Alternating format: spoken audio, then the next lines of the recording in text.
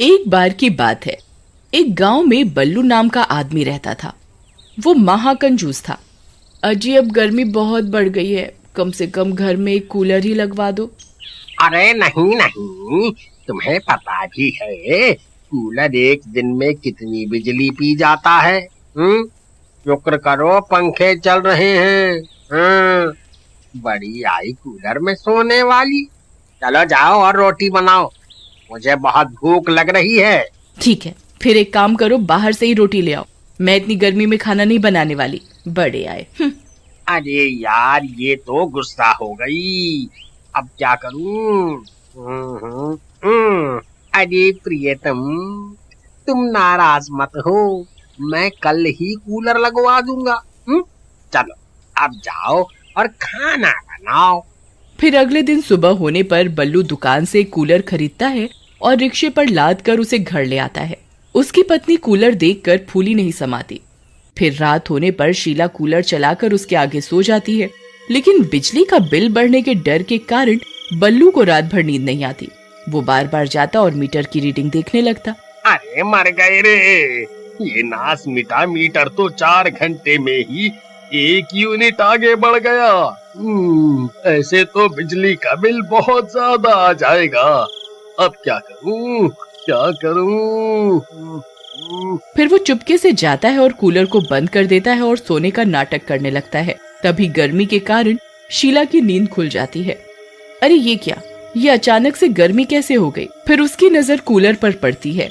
Cooler को बंद देख उसे गुस्सा आ जाता है। ये जरूर इन्हीं का काम होगा। वो फिर से कूलर का बटन चालू कर देती है और वापस से सो जाती है। बल्लू चादर से छुप छुप कर शीला को देखता रहता है। अरे यार, इस कमबख्त ने तो फिर से कूलर चालू कर दिया, अब क्या करूं? फिर बल्लू रात भर सो नहीं पाता। फिर सुबह होने पर, क्यों जी, आपने रात को कूलर बंद क्यों किया था? खबरदार, आज के बाद रात में कूलर बंद किया तो मुझसे बुरा कोई नहीं होगा। इतना बोलकर शीला वहाँ से चली जाती है। अरे यार, मुझे कुछ ना कुछ तो करना ही होगा, नहीं तो बिजली का बिल बहुत ज्यादा आ जाएगा। एक काम करता हूँ, यही सही रहेगा।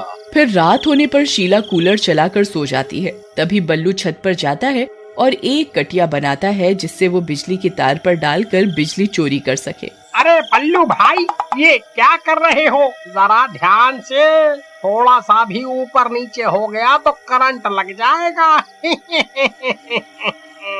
अरे चल भाग यहाँ से, चल, बड़ा आया मुझे ज्ञान बांटने वाला। फिर बल्लू कटिया डालकर बिजली चोरी करना शुरू कर देता है। सब कुछ बहुत बढ़िया चल रहा होता है। फिर एक दिन बहुत तेज बारिश हो रही होती है, लेकिन बल्लू बारिश में ही कटिया डालने छत पर चढ़ जाता है और कटिया डालने लगता है। तभी उसे जोरों से करंट लगता है। आई मम्मी, आई, अरे मर गया रे, अरे कोई मुझे बचाओ,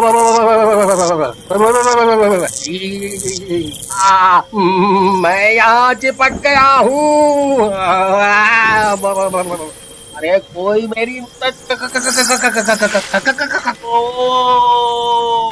तभी बल्लू की चीख पुकार सुनकर शीला की नींद खुलती है और वो सीधा छत की ओर दौड़ती है। अजी क्या हुआ, ये क्या कर रहे हो आप? अजी नास मिटी दिखाई नहीं देता क्या? मैं बिजली के तार से चिपक गया हूँ, मेरी मदद कर, नहीं तो आज मैं नहीं बचने वाला।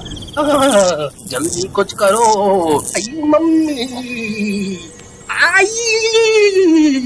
फिर शीला भागकर जाती है और कुछ लोगों को अपने साथ लाती है। अरे बल्लू भाई, तुम ये कहाँ चिपक गए? मैंने तुम्हें कहा भी था कि बिजली की तार पर कटिया मत डालो। अरे नास में वहाँ खड़ा रहकर ज्ञान ही बताता रहेगा या मुझे यहाँ से तो आएगा भी? मर गया रे, ये बिजली तो मेरा सारा खून चूस कर ही दम लेगी। अरे मर गया रे। अरे भाई, हम इसकी मदद कैसे करें? इतनी तेज बारिश में सब कुछ भीग गया है। अगर हमने इसकी मदद करी तो हम भी इसके साथ चिपक जाएंगे।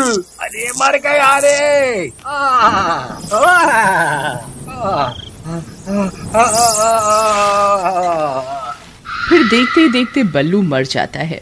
फिर कुछ दिनों तक शीला बल्लू की मौत के सदमे में रहती है, लेकिन कुछ दिन बीतने के बाद सब ठीक हो जाता है और वो अपने बेटे के साथ रहने लगती है।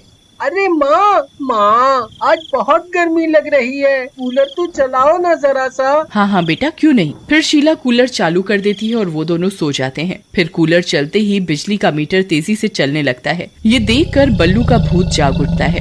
अरे नहीं, ये क्या, इन कमबख्तों ने फिर से कूलर चालू कर दिया, मुझे कुछ करना होगा।